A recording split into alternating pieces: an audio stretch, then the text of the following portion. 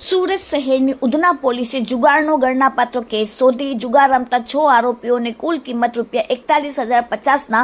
મત્તાના મુદ્દામાલ સાથે પકડીને જુગારનો ગણનાપાત્ર કેસ શોધી કાઢ્યો. ઉધના પોલીસ સ્ટેશનના બંને ઇન્સ્પેક્ટરના માર્ગદર્શન હેઠળ સર્વેલન્સના ઇન્સ્પેક્ટર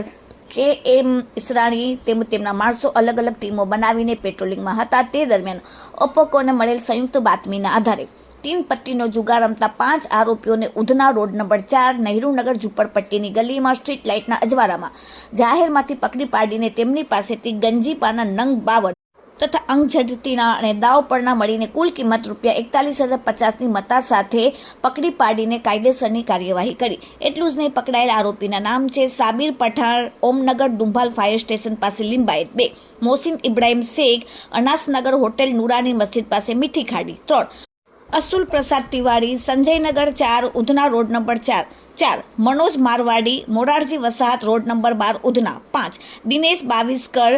મોરારજી વસાહત રોડ નંબર 9 અને 6 ધર્મેશ પાટીલ, શિવનગર સોસાયટી લિંબાયતવાળાને પોલીસે પકડીને કાયદેસરની કાર્યવાહી કરી.